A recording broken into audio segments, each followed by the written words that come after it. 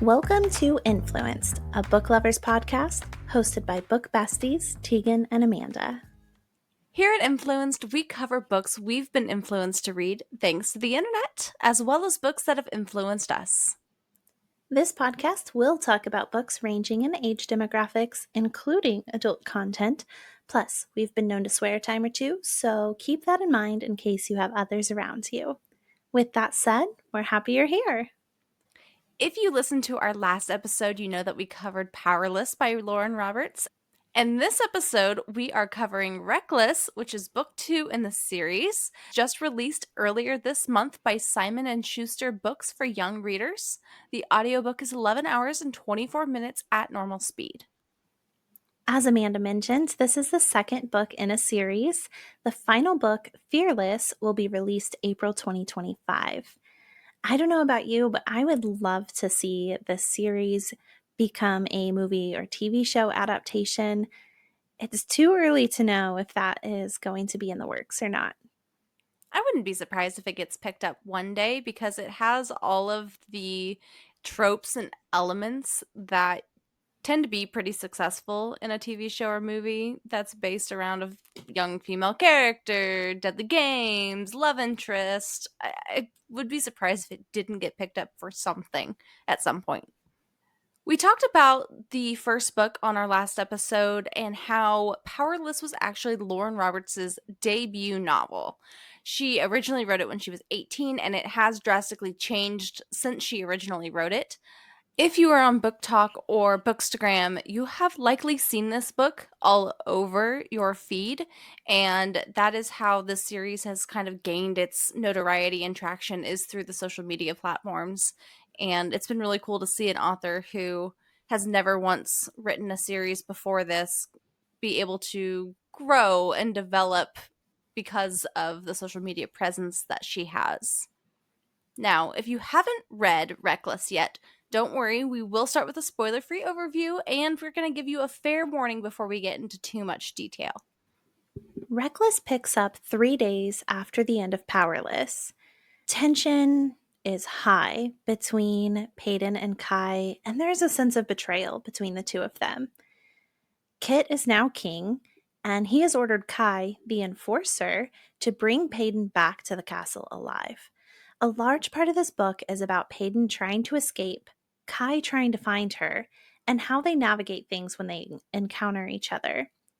And the big questions throughout Reckless are: 1. Will Kai kill Paedyn? 2. Will he fulfill his duty as enforcer and take her back to Kit alive? And 3, what will be the consequences of whatever choice he makes? Just like the first book, this one is told from first-person POV. We get Paedyn's perspective, Kai's perspective, and a little bit of Kit's perspective as well. This is the point in the podcast where we give our star ratings of the book that we've read. So how do we rate our reads? It's great that you asked. We both have a similar star format. If it's 5 stars, it is a perfect book. 4 stars means it's nearly perfect. 3 stars means it's a good book.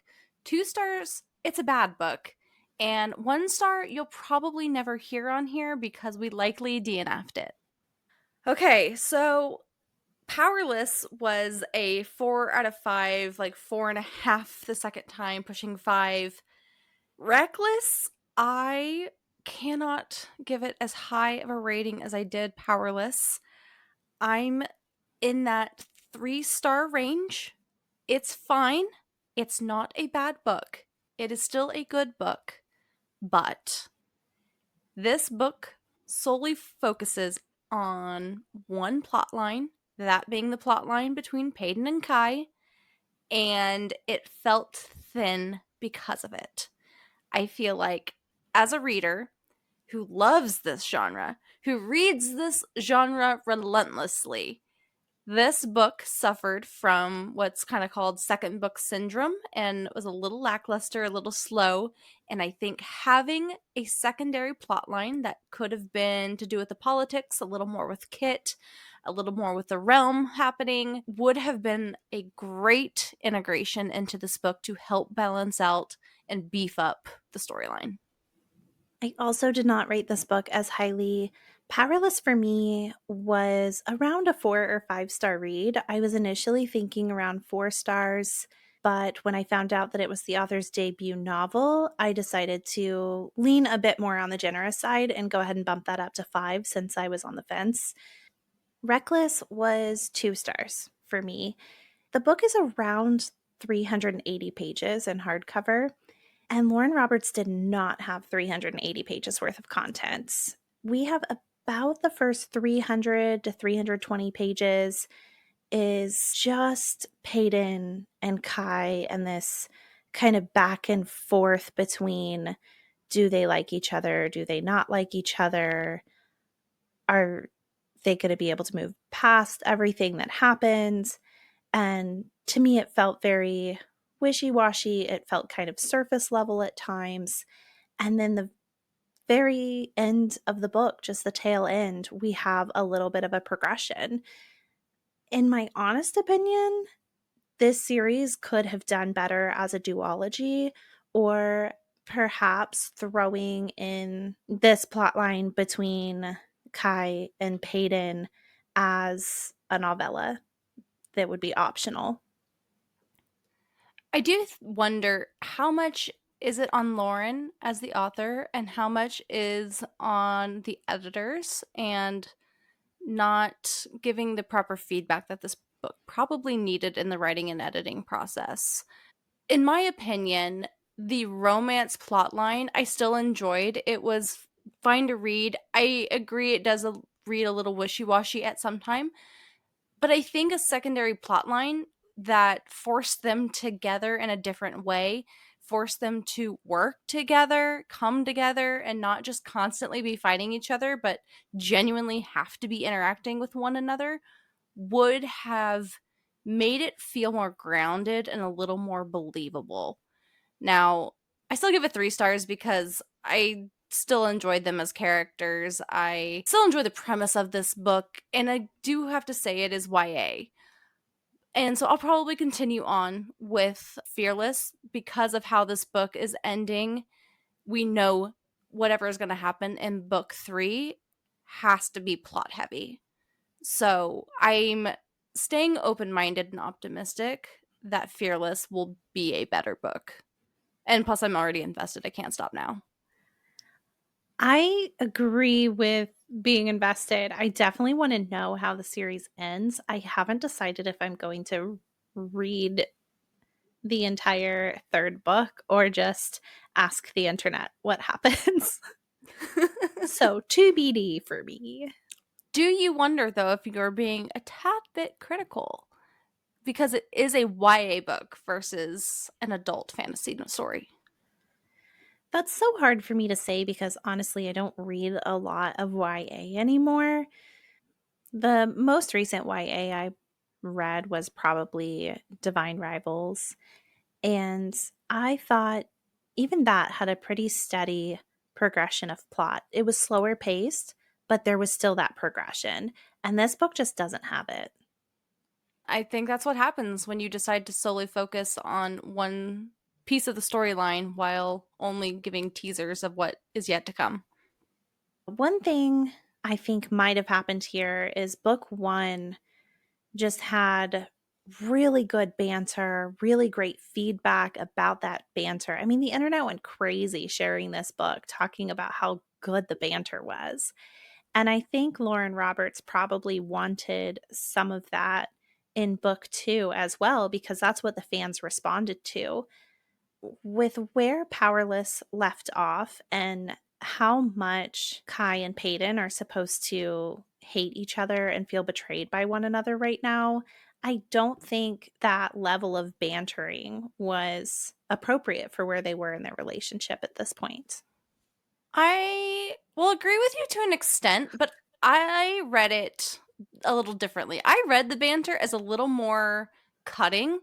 There are lines where Paedyn says sweetly, but it's like a sarcastic, I hate you sweetly, where you know you are putting on the nice face even though you really hate them. Um, so I don't know if I disliked the banter in this, but I felt it became repetitive with nothing else to bolster it. That's fair. For me, it felt more like two best friends having a disagreement where they were trying so hard to be mad at one another, even though it was futile, right? That's how I felt here when I was reading this. And with the circumstances, I just thought that anger should have run a lot deeper than it did. You mentioned that you thought the series should be a duology, and based on the storyline of this book, I have no clue if this is even what happened, but it makes me wonder if this series was plotted as a duology, but so much is going to happen with the fallout of book one, and that requires the storyline to be kind of resolved or at least progressed between our two main characters and to solidify what is going to happen there before anything else can happen. And so my best guess is that's why book two is written the way it is. And it is solely to serve a purpose of bringing Paedyn and Kai's storyline together because that storyline has to be resolved before we can address anything else going forward. That being said, there are better ways to do it. I can see that. My argument and why I still think it would be better as a duology is because the second book is about 150 pages shorter than the first book. Typically, with the fantasy series, your second book is going to be longer than the first one. So imagine if the first one came out and then the second book, instead of being around 380 pages, was, we're going to say, about 600 pages. That would make it a little bit longer than book one. So we can say that all of the stuff between Kai and Paedyn was resolved in 100 pages instead of 280 pages. And then you still had an additional 220 pages of content. So that would have given her like 500 pages of plot development and conclusion to the story. Very doable. And now we don't know what's going to happen though in book three, and it could be much more complex that can't just be resolved in 280 pages. But that if that's the case and it's too complex for 280 pages, then an argument can be made that it needed to be brought in to book two, and some of that had to get to the reader's minds. We obviously feel very heated about this and are kind of going into the spoiler territory. So we'll just say this is the part of our journey where we're going to do more of a deep dive into the story. If you haven't read Reckless, now's your time to stop listening. If you don't want the ending to be spoiled, if you don't mind spoilers, then by all means, join us further.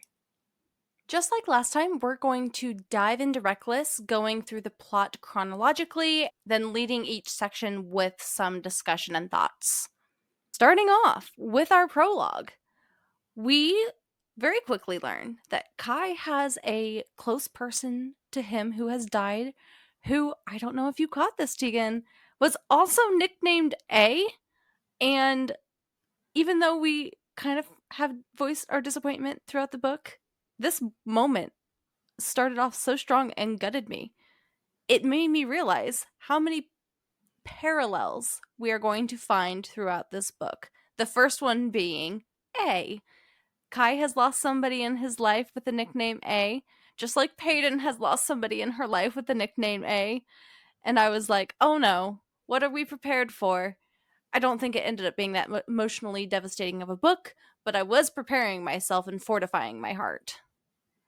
I also think the tension started off strong between the two of them. Like, Pei couldn't even say Kai's name. She was referring to him as him or the enforcer. You know what I'm going to say. I wish that level of tension had lasted a little bit longer than it did, but it was a good start. Then we have the scene with Kit. First, we're learning that Kit may be kind of losing his mind a little bit and is really going through it. And then he additionally questions Kai as to whether or not he will actually bring Paedyn back, which just shows that sometimes your brother might have more insight than yourself. because this is ultimately a foreshadowing moment, even though Kai is very determined that, yes, he is bringing Paedyn in and he will listen to his brother. And we'll discuss this further along, but knowing what we know now makes you wonder if there is an ulterior motive to Kit questioning Kai.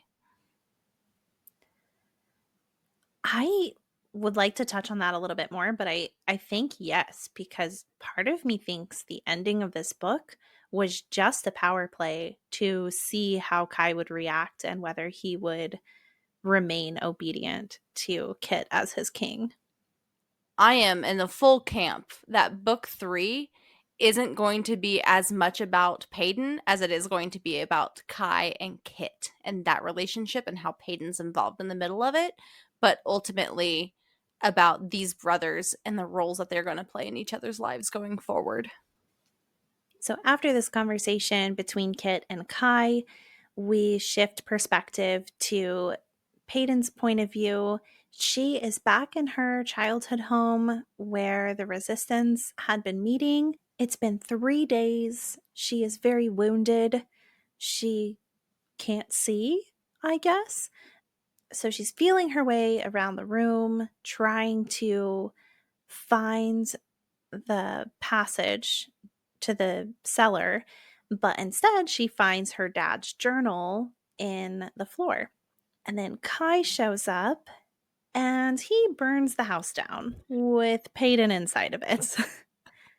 The moment he dismissed the guards from searching the house, when they say, "She's not here, we didn't find her," and he sends them all out, I was fully expecting him to like grab her foot out of the chimney and bring her down because he knew her so well that he knew she'd be hiding there and didn't want an encounter in front of the guards. I was fully prepared and fully ready for that moment, and I was kind of disappointed when it didn't happen. I also thought that was going to happen. And I was thinking, oh, is this another moment where he's trying to get the guards out of the way so he can help? But that is not what happened. He didn't think she was there, so he set the house on fire. She escaped through the chimney, and then we had kind of this fun action scene with her running and jumping across rooftops to get away. And she ended up killing one of the Imperial guards. And then Kai found his body and was just talking out loud to this dead body about how he was going to bury it because that's what Paedon would have wanted. Meanwhile, Paedon overhears this entire monologue. Your tone when you said that doesn't sound like you loved this scene very much, whereas I adored this scene and thought it was a good first moment where we still see that despite the fact that Kai has promised Kit he's going to bring her in, he still holds on to that caring heart that he's gotten from her in book 1 to care about his guards. I don't think Kai in book 1 would have given a shit about his guards and buried them, but he still has Paedon's interest in heart, so he's willing to do it. After the destruction of her childhood home, Paedon makes her break for it through the Scorches on her way to Dor. The Scorches are this desert wasteland that takes multiple days to get through. And in the process of trying to escape there, Paedon nearly dies. Right before she makes it to the city, she finally collapses and is willing to accept the death that is waiting for her. She finds herself eager to close her eyes, go to sleep, and finally be done with this journey that she's been on. But she is picked up by a guard in Dor who brings her into the city.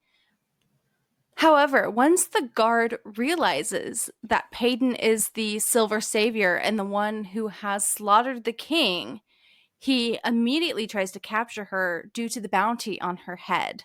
There is a line in here that her silver hair wouldn't be unusual in Ilya, but is in Dor. We had this theory in book 1, Tegan, that her hair color might mean something. I still lean that this could still mean there's power somewhere, but maybe it means nothing. I want to know what you think. I don't know. I was curious if maybe that was a commentary on the wealth of the kingdom where, people are impoverished in Dor. We also know that there aren't any elites in Dor, though. I think most of the people in Dor are ordinary, right? Yeah. So maybe no one who is ordinary has silver hair. It was brought up again that this was going to be unusual in Dor, Mhm. and that it is associated with plagued blood, whether ordinary or elite. But is the ordinary truly ordinary? I still just have this question in the back of my mind. I'm just waiting for the other shoe to drop. I'm probably waiting for nothing, but I'm still waiting. I know it's weird that we didn't get very many questions answered in book 2. Tegan's not salty at all. No, not a bit. Of course, because this guard figured out who Paedyn is, she had to kill him. Later on, when Kai comes along and stumbles across the body, he inspects it and says, stabbed through the chest, her signature move. And I thought, oof, the bitterness and resentment. Also, was this a play on words? I didn't even catch that the first time I read this until you had mentioned it to me. But there's no way that this was not a play on words. And that's because Paydon's typical tactic with Kai was to always go for his throat. Multiple times in Powerless, she went for his throat, at one point, even nicking the skin and cutting him. That's true. I'd kind of forgotten about that. So I thought, like people say, oh, you stabbed in the back, that's a common phrase. And I was thinking that that's what he was doing here, but saying stabbed through the chest instead of stabbed through the back. Which is kind of poetic. This whole book is more poetic than plot.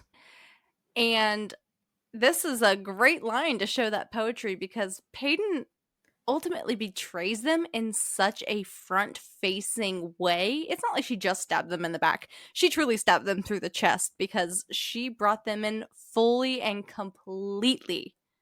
So, as Paydon is in Dor, she learns that there is a wanted poster for her in every city. But here's a question that I have that I'm not sure if it's just a minor plot hole or if there's something else going on that's just not that important, is how did these wanted posters get to, and I'm probably saying this incorrectly, Isrim, which is the land across the shallows that apparently no one crosses anymore because it is so dangerous. I'm not sure if it's a minor plot hole or if there are boats that are used to smuggle people or goods, or there are very select trade ships that are made to battle these waters. I don't know. We don't get that sort of information, but I do find it interesting that Isram is brought up multiple times, but apparently no one crosses it. Yeah, that is interesting. Maybe with all of the resources in the kingdom of Ilya, like maybe they just have connections on how to get things there. I don't know. This is just an example, though, of how we could have gotten some additional information in this book to help give us some backstory on the political nature of Ilya. Powerless was designed to truly show the ruthlessness and the upper class system and all of the elites. And book 2 had a prime opportunity to show us more of the political ongoings and the connections and just the daily workings and the fallout that could have happened in there. And we just don't get it. And this is just one example of it could have been just slowly integrated through little moments like this. Mm-hmm. Now, while Kai is navigating through Dor looking for Paedyn, he encounters Abigail, which, if you remember, is the lady that he banished at the beginning of Powerless. So I thought that was a nice nod back to that moment to show that his effort wasn't in vain. Like, she survived and is living a life here. Not a good one if she's resulting to thievery, but Nonetheless, she's alive. I wish we had seen more of the kids that Kai had quote unquote saved and banished through the scorches. Because it sounds like, based on what we learn later on, several of these kids could have made it there with their families.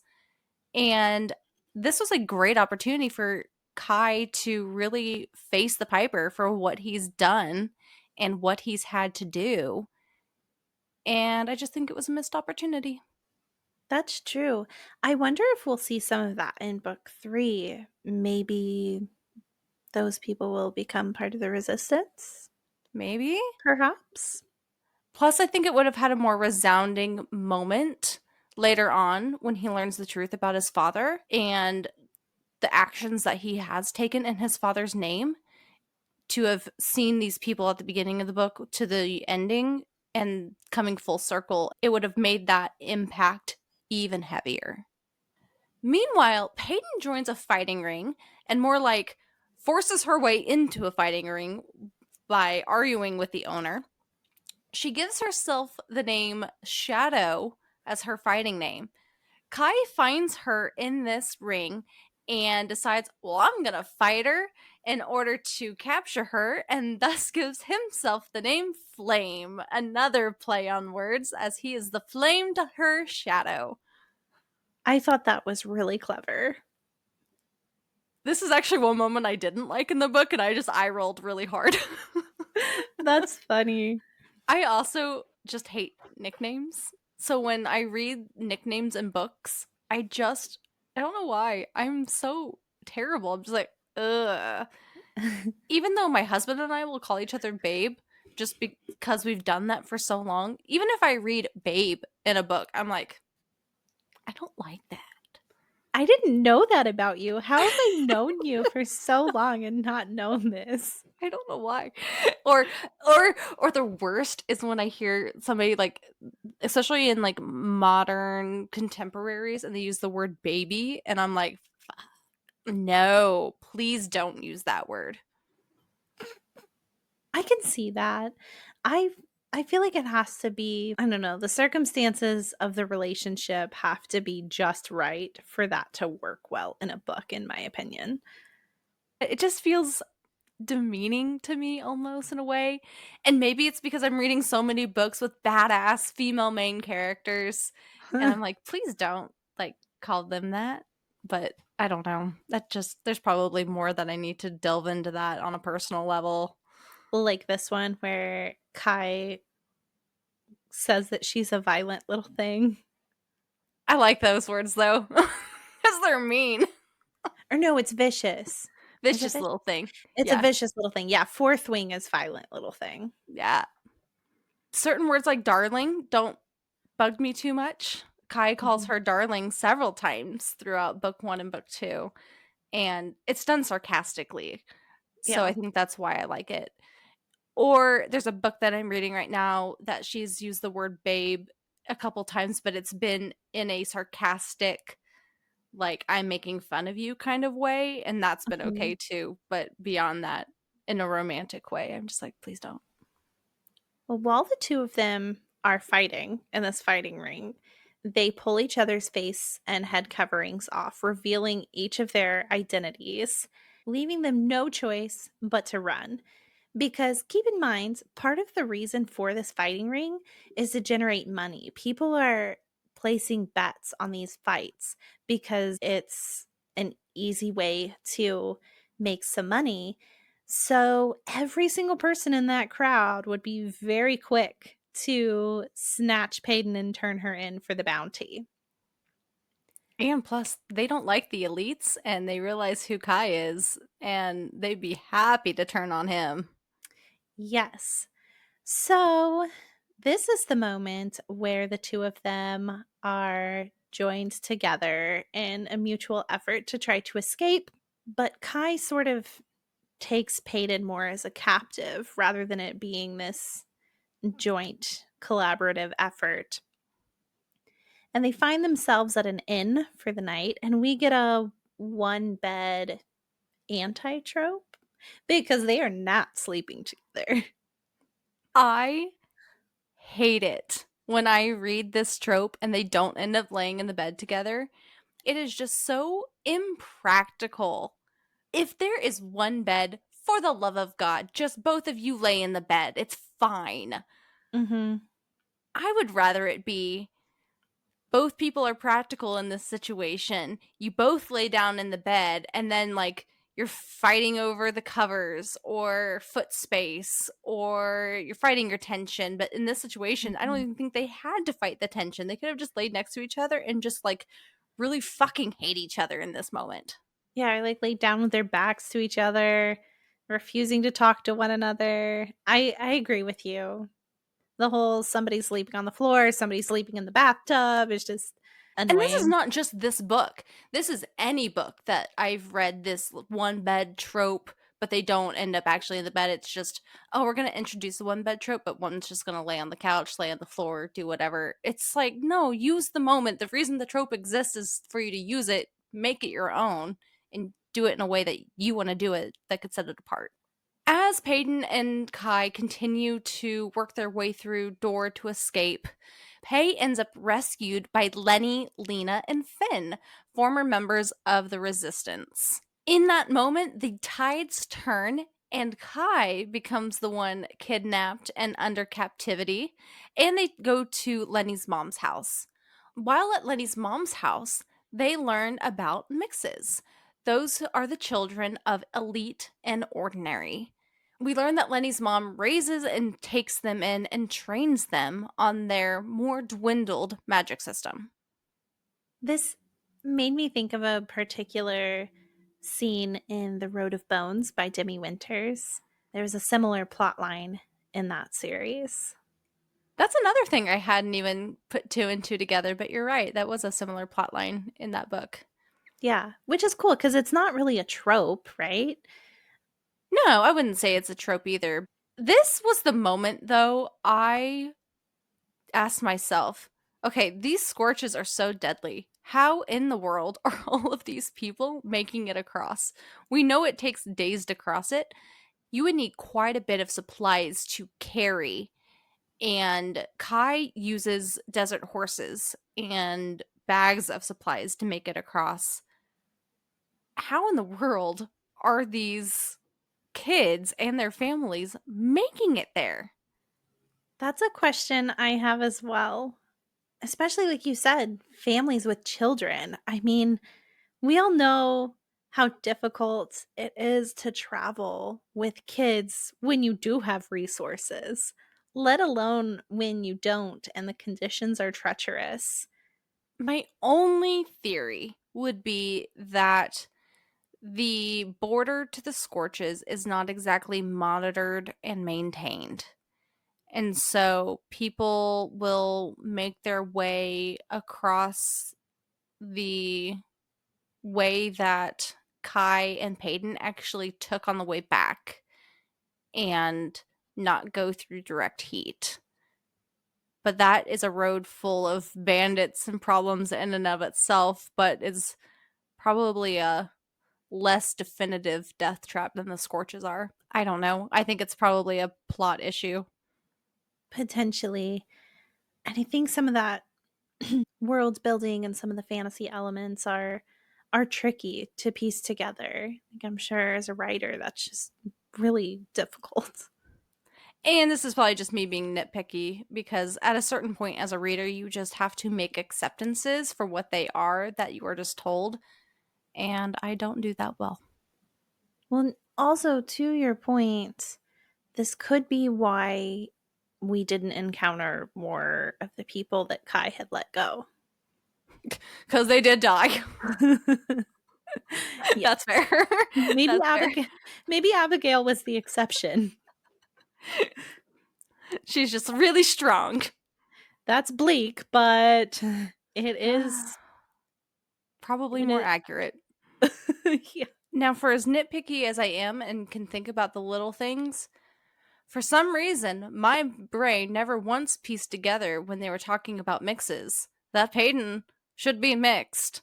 And this was such a foreshadowing moment that apparently I just did not pick up on. I don't know I if it was didn't because I was reading the book while I was on vacation and it was busy, and so my brain wasn't fully immersed, but I was like, "How the heck did I not pick this up the first time?" I didn't pick up on that either. We were both being nitpicky about so many things, but this just went right over our heads. We were just so mad that we were being let down. Although I don't think I was let down as much as you were. It's fine. It is. The former resistance leaders tell Paedyn that after the battle at the castle, the resistance is over. We also learn that Callum, the resistance leader, and his daughter Mira are at the castle. They never left after the battle. And when I read this, I took it as though Callum and his daughter were being held captive at the castle. A little bit later, we find out that's not the case because there's a scene when Callum meets with Kit, not as a prisoner, but as an advisor. This is the moment in the book that I either love or I hate. And I don't know which way I'm going to lean yet because there's still too much unknown. Because you didn't get your questions answered? Yes. Because the plot didn't develop at all? Yes. Here in this scene, in this moment, we are introduced to Callum from Kit's perspective. You okay? I'm sorry, I just had a headcanon light bulb moment. Oh no, what? Okay, so Lenny said the resistance is over, right? And we took that like, okay, well, I guess they're giving up. There's not enough of them to keep going anymore. But Callum was the resistance leader, and he is at the castle advising Kit, who is now the king. What if the resistance is over because it's not necessary anymore? Because Kit is on their side. That's what I'm saying. That's what I'm trying to wonder because I'm like, that's what took me a whole freaking second to put together. When I texted you after I finished reading this, Okay. I was like, what the hell is happening? And then that's when I said, oh my God, either it's a giant plot hole or it's the biggest twist of this entire book. So that is the big question right here. Is Kit working with the resistance? And if so, what is happening? Oof, I don't know. There's a lot to unpack there. And this is the reason why I didn't rate the book 2/3 because there's still hope for this. I just wanted more. Yeah. And we have some internal monologue from Kit while he's journaling, where he's writing about how disappointed he is in Paedyn and how she betrayed him and he doesn't know if he can forgive her or trust her. And maybe that's not about her working with the resistance. Maybe that's just solely about her killing his dad. Maybe. Maybe he's Maybe not mad that she's was helping the resistance because Kit's been on their side all along. it could be something like this. Here's my theory in the moment as I'm thinking about it. So this is surely not refined. What if Kit was working with the resistance from the very beginning? We know that Kit didn't necessarily agree with his father on a lot of it. He wanted his respect and his love, but he didn't agree with him. What if he was doing what he could to work with the resistance, but within a certain level of boundaries?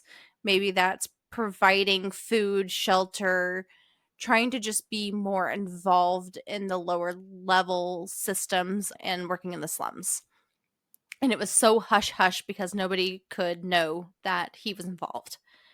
But that would be the extent that he was willing to be involved. And so the resistance wanted Paedyn to try to get the information from Kit about the tunnel and all of that because Kit had probably at that point said, no, I'm not going to be involved in that. That's not where I would agree to. Or they just didn't think he was going to agree to it. I don't Mhm. know. Maybe that's what's happening. That makes sense to me. I can see that. But then I go and question it because Kit is so upset and grieving from his father and is really struggling. But now I'm questioning and I'm thinking, is it really about his father that he's grieving about? Or is it about him being a king and maybe he never wanted to be? Is it about the fact that Paedon's gone? Maybe it is about more. And I'm trying to think if there was dialogue that specifically talks about why he's so upset and so crazed. Maybe that's why he's been in the office for 2 weeks straight, not interacting with the people, is something to do with the resistance. It was such a teaser, and I'm wanting more. I want so much more. I know, but surely Kit knows that Callum was the resistance leader, or at least that Callum was involved in the resistance. There's no way he couldn't know. At the end of Powerless, Callum is the one that was speaking to the people and took the king by knife point. So that's why I think Kit has to be working for the resistance in some capacity. It's just a matter of, was he always, or did he realize with the death of his father that he has a change of heart? I don't know. But there is a line in that chapter where Callum meets with Kit where Kit describes Callum as kind and can't picture him being mean or raising his voice. I don't remember the exact verbiage, but it kind of insinuates that he's known him for a long time. I'm on board with you. I think you're onto something here. In this scene, Callum also gives Kit a velvet box, and whatever is inside this box is the key to being a great king. Callum says, "You sacrifice who you were for who you need to be, and who you need to be it with." What did you think Callum gave Kit in this box? I knew it was a ring. You did? I So totally called it. I figured it was a ring, but for some reason, my mind went to the enforcer ring that Kai Oh. had given back. And I thought Callum was telling him, you need to choose a new enforcer. Oh my gosh. Okay, that's a really good thought. Like, I like where you went there. I knew that it was a ring, and I guess just because of the quote he said, like, who you need to be it with, I immediately thought of marriage. And I thought Callum was wanting Kit to marry his daughter Mira. That would make logical sense, though. Honestly, I wouldn't be surprised if eventually Mira is supposed to be with Kit in some capacity.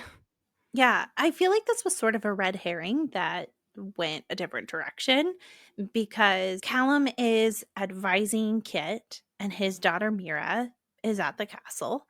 And a little bit later, when Kit goes to visit the queen, she tells him that she didn't love his dad when they first got married, that her dad was an advisor to the king and had arranged for the king to marry her, his daughter.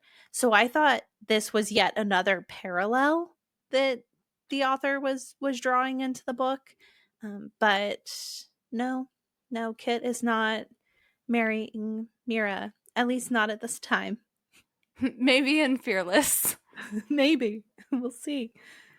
I'm just still reeling about this plot twist potentially, and I think this book would have been better served to have answered that question and the relationship with Callum going into book Mhm. 3, because we already get this huge twist at the end, and now we're left with a twist with a twist with no context whatsoever. Yeah. Although, I guess if we are right and Kit is working for the resistance, having that information would have drastically changed our perspective of him sending Kai to go get Paedyn. Yes.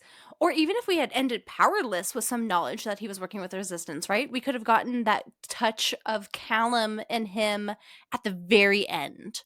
Maybe even an Mhm. epilogue at the very end of him sending Kai away and then meeting with Callum and revealing, like, this is all happening for a reason. Yeah, and we would have been far less concerned about whatever consequences Paedyn might face if she goes back to the castle. Exactly. Then we have this big moment in the sewer where Paedyn and Kai are trapped and face inevitable death through drowning via sewer. Dear God, what a way to die. Kai decides to accept the moment and confesses that he doesn't regret anything and his feelings towards Paedyn.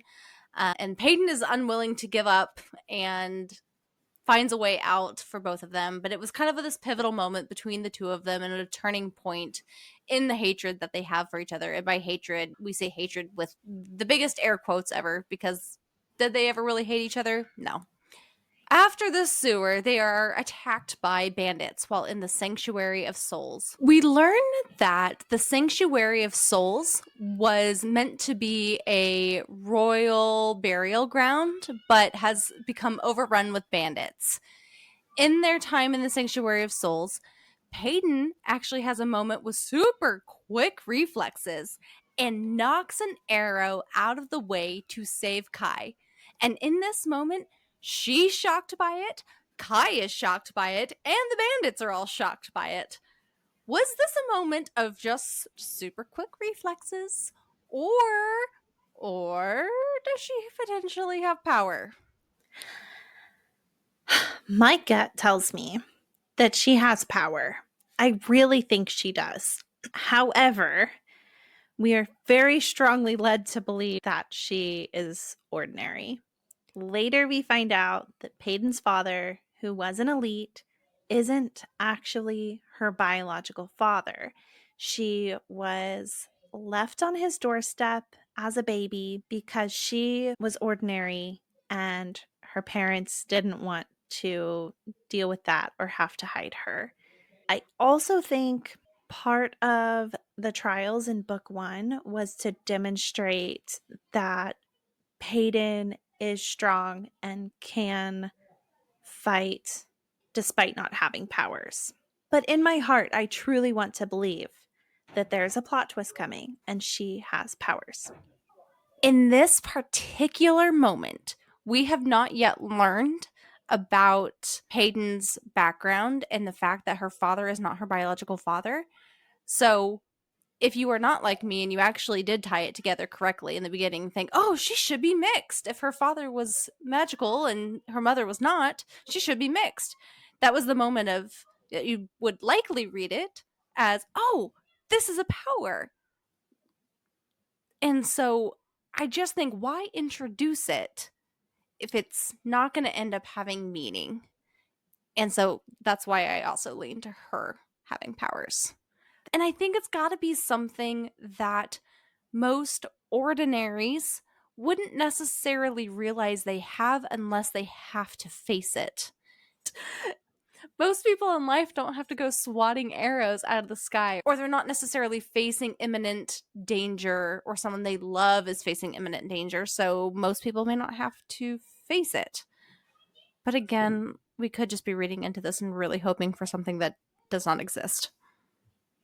We could, but this is also one of those questions that we have left over from Powerless. You had asked if an ordinary can only be born from two ordinary parents, then how did they survive to have a child in the first place? Maybe no one's actually ordinary.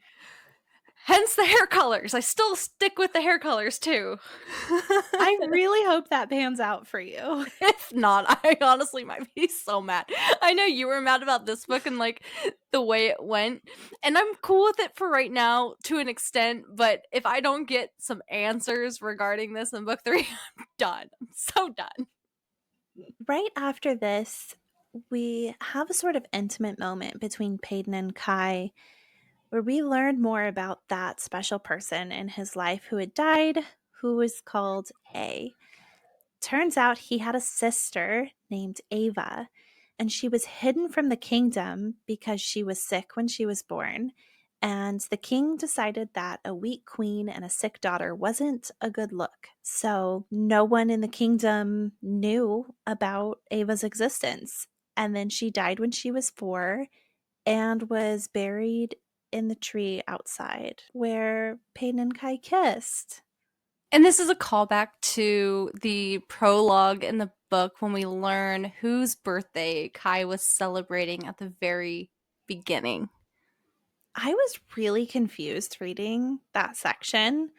I had no idea whose birthday he was celebrating. I thought maybe it was the queen, but then I was like, she's not dead yet. Like, why is he celebrating her birthday without her? This is weird. I Did you didn't not know. look at the beginning and like did you not look at the tree at the beginning? The family I tree? didn't. I didn't look at the family tree at the beginning. That is probably why I was so confused. Yeah, so at the very beginning of the book, before the prologue, there is a family tree of the Azer family. And I didn't look at the entire family tree, but I did look at Kai and Kit and saw this Ava character. And I was like, who? Who's Ava? And so then when I read the prologue, I was like, oh, that's Ava. That's really sad. You're so smart. I'm gonna have to go back and look at that tree. Like I saw it, but I was like, "Oh, that's cool," and just kept going. And we touched on this a little bit earlier with all of these parallels between Kai and Paedon. We get another one here that's just incredibly sweet. Kai has this memory after he kisses Paedon's thumb of when he used to kiss his sister's thumbs, and he would do that to make her feel powerful. He says that Paedon is a lot like his sister, and he braids her hair like he braided his sister's hair. And characteristically, he sees Paedon as being formidable, bold, and powerful. If Ava had grown up, she would have been similar. We also have this parallel with the dancing when, Paedon used to dance with her father, placing her feet on top of his, and he would just guide her through the dance. And then she gets to relive that memory when she dances with Kai.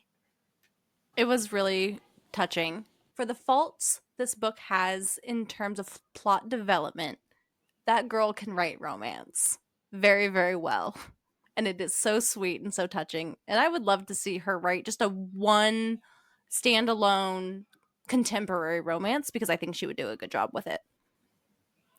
I would like that too. And then shortly after this moment, on page 267, we finally conclude that Paedon is still the same as she always was, and Kai still wants her despite everything that he's learned and the things that have changed. I think this should have happened 200 pages sooner than it did. I'm torn. And here's why. I despise, and I mean thoroughly despise, love stories that flip on a switch or characters that flip on a switch. One scene that I particularly hate, and this is not love story related, but is in a movie, and it is Batman versus Superman, where all of a sudden, I don't remember if it was Batman or Superman, one of them says Martha, and they both have the same mom's name, Martha, and it's just like this magical flip of the switch. Suddenly we're best friends, and I don't want to kill you anymore. I worry that if this was done too soon, it would have felt unbelievable given what has happened.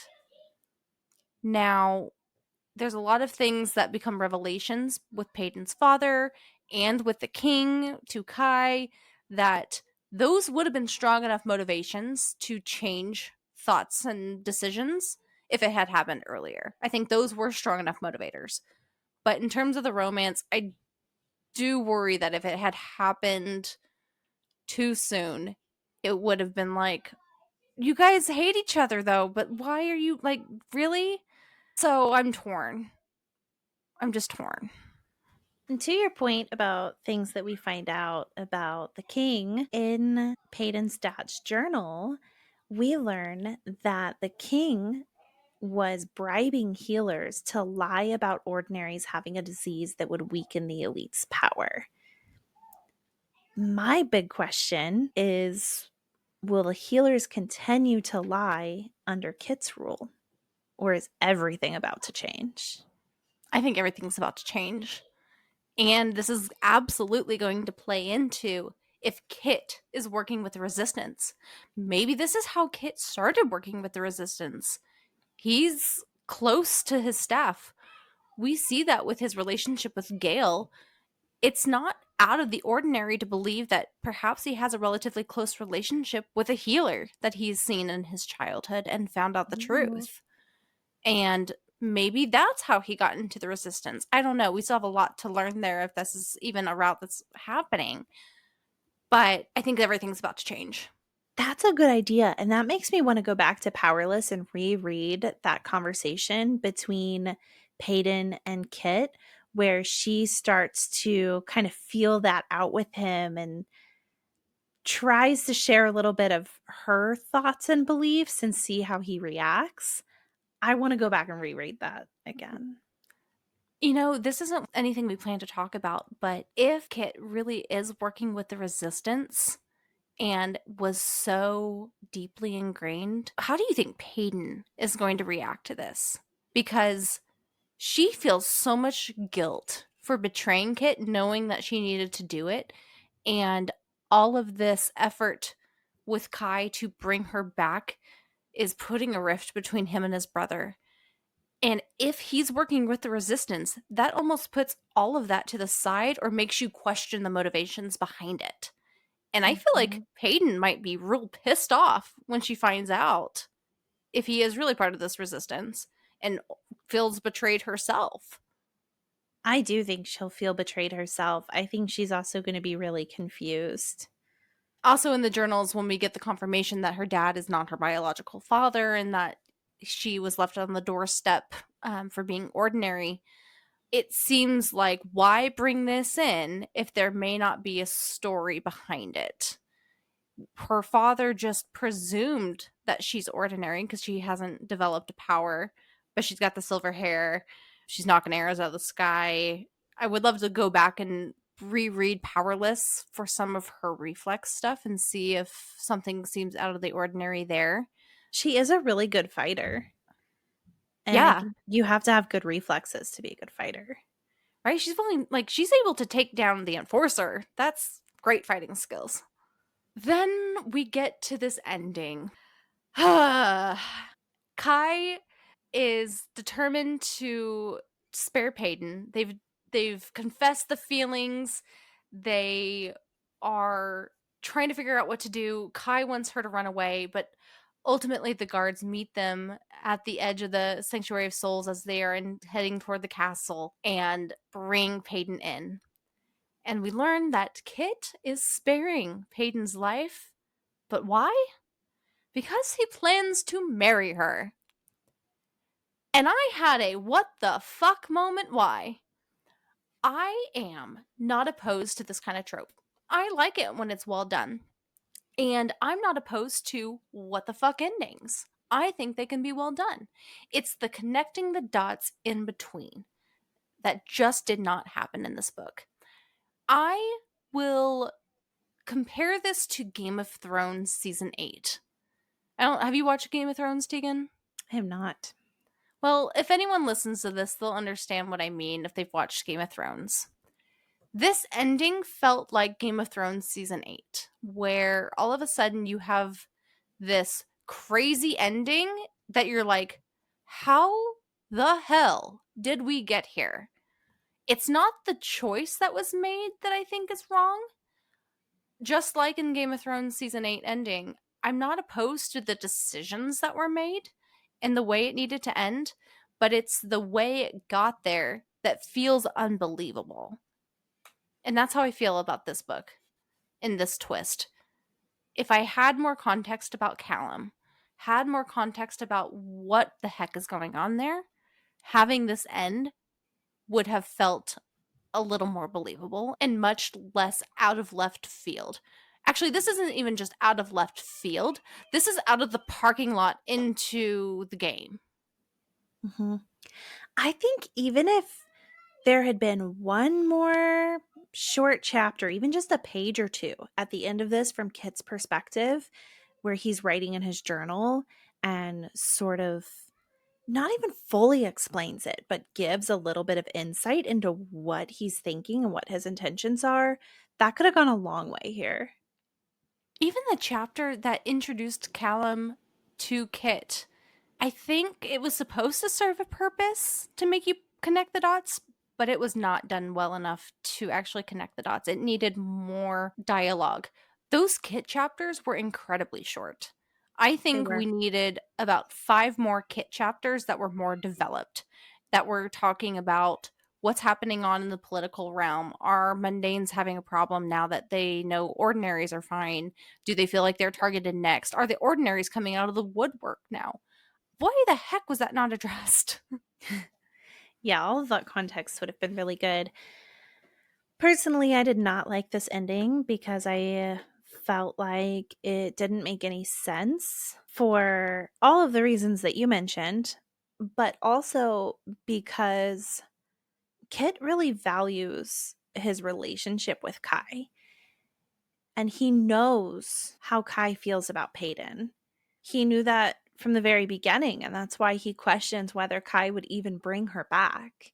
So, this is also a betrayal to Kai, and very well could be a relationship ender. So is he willing to sacrifice his relationship with Kai for whatever motive he has to marry Paedyn? Like it doesn't make sense for his character.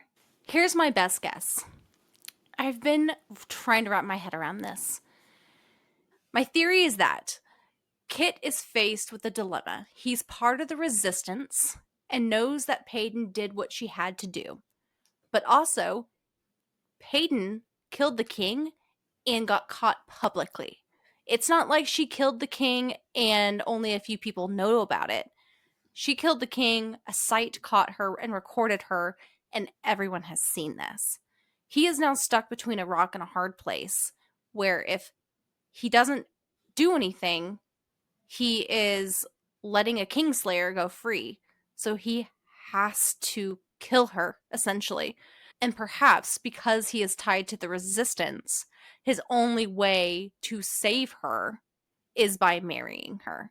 And he can spin it as I'm keeping a dangerous criminal close by in case we ever need her services along with the enforcer. Yeah, it's a bit of a stretch. I don't I know. agree it is a bit of a stretch. But again, it's YA. YA stretches things quite a bit. Yeah. But man, if this turns into a fucking love triangle, I am out. I don't want it. I don't blame you. I don't want it either. That's why I'm I was hoping that it is solely like I'm marrying you to save your life. I'm also kind of mad at you because I feel like you willed this to Me happen too. because your main question at the end of Powerless was, is Kit the real end game? And you said, LOL, no, but Paydon's influence on him was important to help him see the world differently. I mean, whoops. I still don't think he's endgame. I don't think he's endgame. I don't think so either. She's in love with Kai. It's going to be a love triangle, and I'm going to I be like, don't this is the I worst. don't think it'll be a love triangle. And that's probably why this book was so heavy on the romance plot, because it had to reinforce that these two go together. Because I'm going to throw a wrench in it. But remember, these two go together. I think the marriage is serving some ulterior motive and other purpose, and I do think that purpose is to save her life. Because otherwise, what else is she gonna do? She's got to die. He has to execute her otherwise. So, do you think she's going to be married to Kit in title only, but continue a relationship with Kai? No, they'll get out of it. It's a YA. They'll figure out some way. They'll re-educate the world. All will be right and hunky dory, and she'll marry the enforcer. I think this is another Serpent in the Wings of Night situation where it's I'm going to marry her and take her in, and it's just because I don't want to have to kill you. Yeah, maybe. I don't know. I need more context. Oh, agree. I think it could have been done better. I'm keeping an open mind. I'm trying to connect the dots, and maybe it's just my own brain filling in the gaps. And then I'll be real mad at book 3 if it doesn't meet my expectations.